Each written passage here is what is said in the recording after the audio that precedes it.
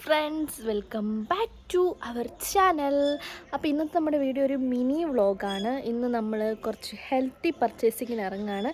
ഈ നമ്മുടെ വീഡിയോയിൽ കുറച്ച് ഹെൽത്തി മീൽസും കാര്യങ്ങളൊക്കെ കാണാൻ പറ്റും. അപ്പോൾ അതിന് വേണ്ടിയിട്ടുള്ള ഒരു ചെറിയ പർച്ചേസിങ്ങിന് പോവുകയാണ്. അപ്പോൾ എന്തായാലും ലെറ്റ്സ് എൻജോയ് ദ വീഡിയോ.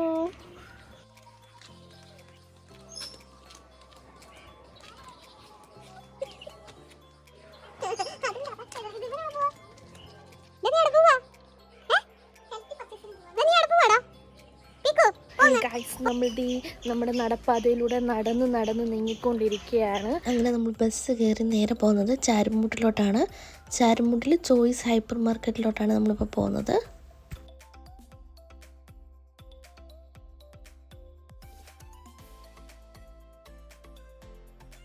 അപ്പോൾ പിന്നെ ഇപ്പം ക്രിസ്മസ് ആയതുകൊണ്ട് പിന്നെ ഒന്നും പറയണ്ടല്ലോ. ക്രിസ്മസ് ട്രീയും പുൽക്കൂടും ഡെക്കറേഷൻ ഐറ്റംസും ഒക്കെയാണ് എവിടെ നോക്കിയാലും.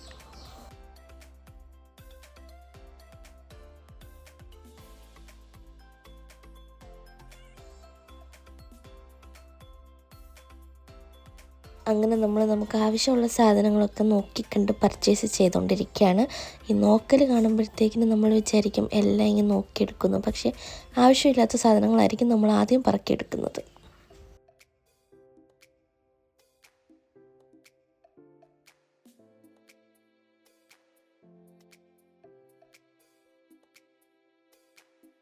അങ്ങനെ നമ്മുടെ പർച്ചേസൊക്കെ കഴിഞ്ഞു. പിന്നെ നമ്മൾ അവിടെ നിന്ന് ഇറങ്ങിയപ്പോൾ ഒരു പപ്സും ജ്യൂസും കുടിച്ചിട്ടുണ്ടായിരുന്നു.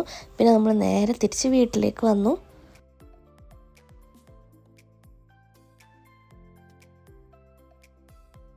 അപ്പോൾ ഇതൊക്കെയാണ് നമ്മുടെ ഹെൽത്തി പർച്ചേസ് എന്ന് പറയുന്നത്. കടല, തൊമര, പയറ്, അങ്ങനെ കുറച്ച് ഐറ്റംസ്. അപ്പം നമുക്കിനിയും ഇതൊക്കെ ഒന്ന് പ്രിപ്പ് ചെയ്ത് വെക്കാം.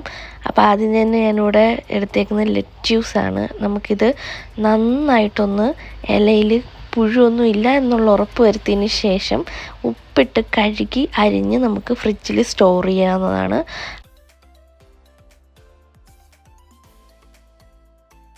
ഇങ്ങനെയുള്ള ഐറ്റംസിനകത്തൊക്കെ ഒരുപാട് അഴുക്കും കല്ലും പൊടിയൊക്കെ കാണാൻ ചാൻസ് ഉണ്ട്. അതേപോലെ ഈ കാണുന്ന ബ്രൊക്കോളി, ഇത് നമ്മൾ വേവിച്ചിട്ട് ഒന്ന് ഫ്രിഡ്ജിൽ സ്റ്റോർ ചെയ്ത് വെക്കുകയാണ് ചെയ്യാറ്. പിന്നെ നമ്മുടെ അനാറ് പൊളിച്ചിട്ട് നമ്മൾ വെക്കും. ഇത് നമ്മൾ പർച്ചേസിനകത്തില്ലായിരുന്നു, ഇത് നമ്മൾ പൊളിച്ചിങ്ങനെ പാത്രത്തിനകത്താക്കി വെക്കും. ഇനി നമുക്ക് കുറച്ച് പനീർ ഉണ്ടാക്കാം. അപ്പോൾ ആദ്യം തന്നെ ഞാനിവിടെ 1 ലിറ്റർ പാലെടുത്തിട്ടുണ്ട്. അതിലേക്ക് പാൽ തിളച്ച് കഴിഞ്ഞിട്ട് നാരങ്ങ പിഴിഞ്ഞ് ഒഴിക്കണം. നാരങ്ങ നമ്മൾ പിഴിഞ്ഞിട്ട് അതിലേക്ക് 3 സ്പൂൺ വെള്ളവും കൂടി ഒഴിച്ച് ഡയലൂട്ട് ചെയ്തിട്ടാണ് ഇതിൽ കുറച്ച് ഒഴിച്ചിട്ട് നമ്മുടെ പാലൊന്ന് പിരിച്ചെടുക്കുന്നത്.